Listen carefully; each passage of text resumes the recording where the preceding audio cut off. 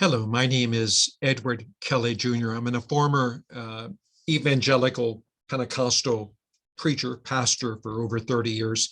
My topic on this Martin Luther King Jr. Day of 2023 is the church and the ways the white church in America have been complicit in racism. Now, I do not have time this morning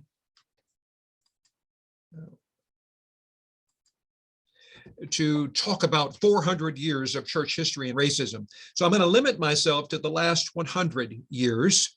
And I'm going to close out my presentation with giving some tips on how you can be a change agent in your church. Let me begin by giving you two resources that you can find on this topic. One is The Color of Compromise by Jamar Tisby, which also has a video that goes with it, and also Divided by Faith by Michael Emerson and Christian Smith. I want to begin with a statement about the American white church and its complicity in racism, and it's rooted in the colonization theology of white supremacy. Now, this is clearly seen in the Great Awakening, which, by the way, was a revival in this country during the 1700s.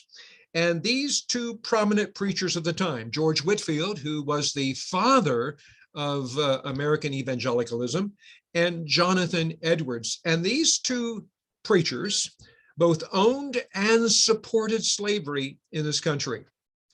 James Cone, who was a social activist in the 19th century, he said that the church's greatest theological sin was silence, that the church had been a participant in the establishment of white supremacy and the beneficiary of the benefits of white supremacy.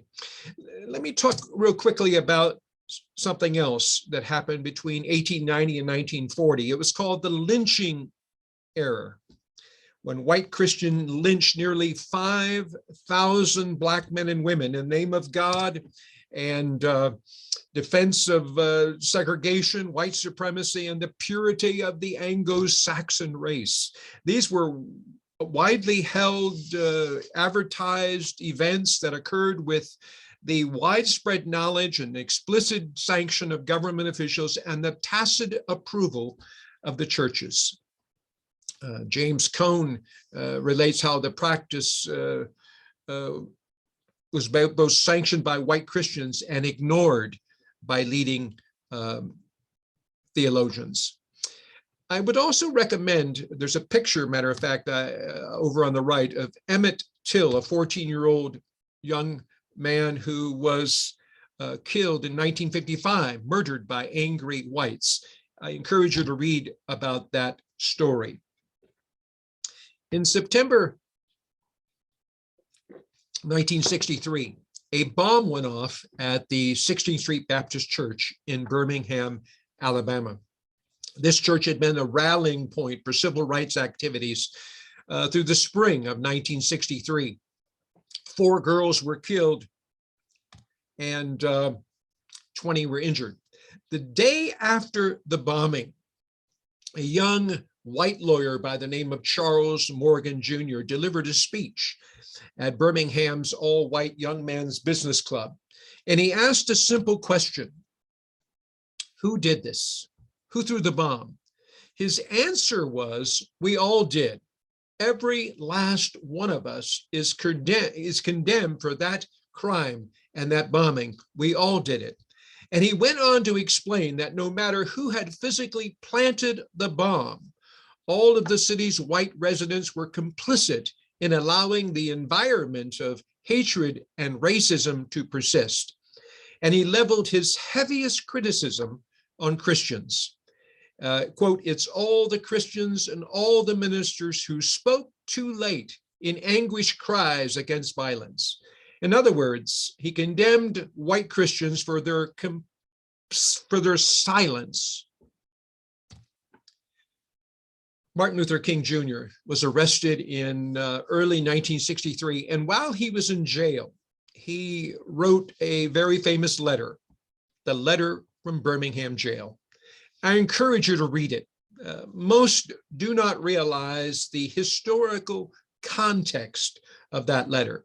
Dr. King wrote the letter in response to a letter he had received from white Christian ministers, Baptists, Methodists, Presbyterians, Jewish rabbis, moderates, who urged Dr. King to stop the boycotts and protests and seek remedies through the court.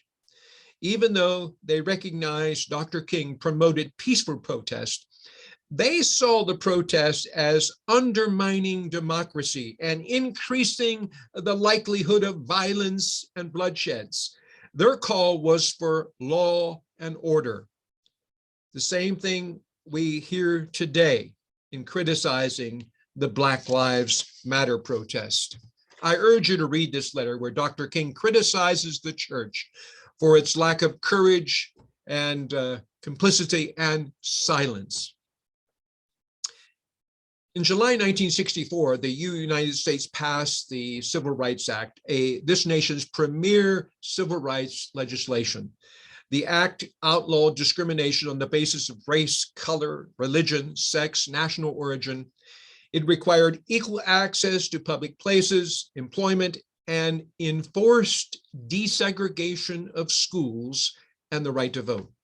Now, it's interesting to point out the differences between two religious leaders on this issue, Dr. Martin Luther King Jr. and Dr. Billy Graham. In response to Dr. King's "I Have a Dream" speech, in which Dr. King cried out, "I have a dream that one day right down in Alabama, little black boys and black girls will be able to join hands with little white boys and white girls as sisters and brothers." Dr. Billy Graham, who had been invited but did not attend the 1963 March on Washington, responded with, "Only, quote, only when Christ comes again will little white children walk hand in hand with black children." Now, unquote, the importance of that statement today is that it still reflects the evangelical approach to racism. Now, it was through the work, mainly through the work of Dr. King, that the Civil Rights Act passed, as he believed it was a step to create that dream of racial equality. By contrast, Dr. Billy Graham, who, by the way, was the leading evangelical preacher at that time, and he helped founded the magazine Christianity Today, which, by the way, refused to endorse the Civil Rights Act. Its reason is the same reason that evangelicals today will not endorse the Black Lives Matter protest, because of their belief, which, by the way, which was my belief for 25 years as a fundamental Pentecostal, that social change comes best through personal conversion. But by the way, it's not like Billy Graham never spoke on political issues. He did. He spoke against communism, and he spoke on the need for prayer and Bible in the school. But on racism, he was silent. He saw social justice as a distraction from the gospel. So he never walked with protesters. He never called for open housing or desegregated churches. So let's move on. Contrast that also with what was happening in the 60s. A period of racial uprisings in cities across this country. Dr. King commented, "I think we've got to see that a riot is the language of the unheard." In contrast, Dr. Billy Graham, in his sermon entitled "Rioting or Righteousness," commented, "There's no doubt that rioting, looting, and crime in America have reached a point of anarchy," unquote.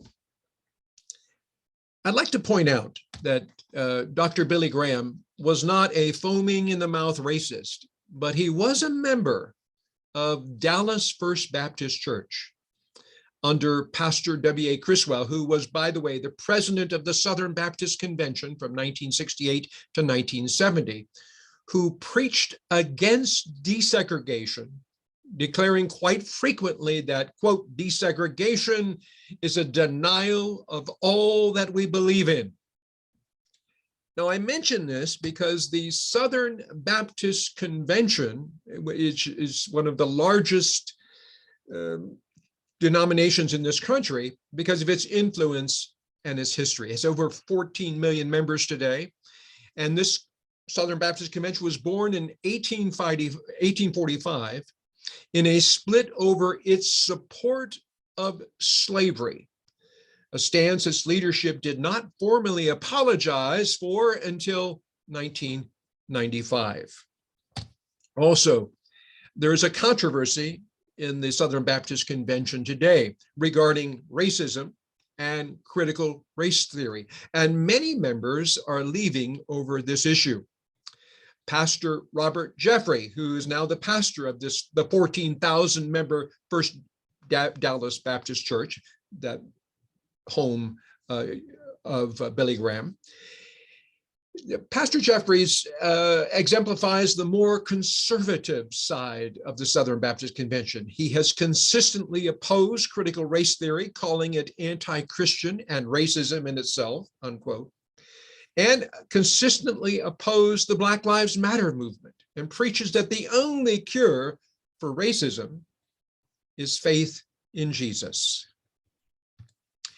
Now, let's talk about Brown versus the Board of Education, 1954 Supreme Court decision. Just to refresh your memory of the incident, this took place not in the Deep South, but in the Midwest, not too far from where I live in Red Oak, Iowa, Topeka, Kansas. Linda Brown's father wanted his daughter, Linda, to go to a closer school so that she would not have to walk across the railroad tracks, nor go to a substandard school. He wanted her to go to Sumner Elementary School, which had better facilities, better teachers, and more funding. But the school board denied her because it was an all-white school. Linda's father took it to the Supreme Court, and the decision was history. No longer could schools segregate based on race. How did Christians respond? Well, from 1950 to 1965, there was the most dramatic increase in the number of private Christian schools. And the primary cause was white Christian reaction to segregation. See, this is where Christians saw an opportunity. They built and opened a private Christian K-12 schools that practiced segregation. They did not allow blacks. This was known as the white flight school movement. When the federal government began enforcing Brown versus the Board of Education decision, that's when we see the most rapid growth of segregated academies. Matter of fact, as this slide shows, from 1950 to 1965, the most dramatic increase in the number of private Christian schools in the United States. And the primary cause was white Christian reaction to segregation, desegregation. Matter of fact, there was a 1970 report that said, quote, "It's never over in the South," and stated that individual churches in most cities have participated and often led to private school movement during desegregation. Keep this in mind. The defining issue from 1950 to 1980 was for evangelicals was not abortion, but segregation. Keep that in mind. I'd like to close out this presentation with some tips on how we can become change agents in our church. Number one, the most important thing, I think, is what we can call inner work. Inner work. We need to do our own inner work to see how each one of us has been trained and conditioned through the lens of race, gender, and the intersections of these two. In other words, change starts with changing ourselves. As Reverend Angel has said, quote, Love and justice are not two. Without interchange, there can be no outer change. Without collective change, no change matters. Number two, begin reading, learning racial justice is history. Study your own church's history of racism. Listen to people of color's own stories and experiences. Number three, take full ownership over dismantling oppression in the church. Number four, speak out at church board meetings about what you see as oppressive racist beliefs and actions. Publicly renounce racism. Number five, address harm when it arises, whether it originates from you or not. In other words, apologize when you cause harm and change your behavior.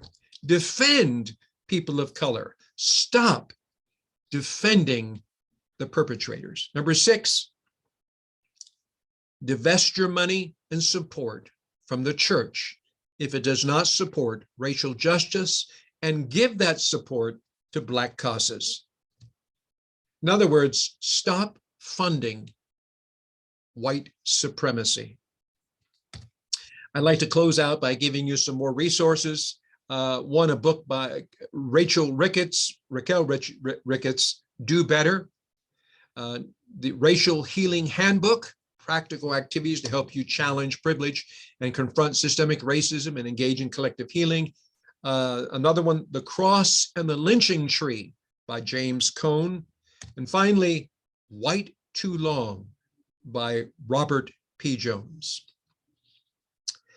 That is the end of my presentation, and I hope that you gain some insight into that.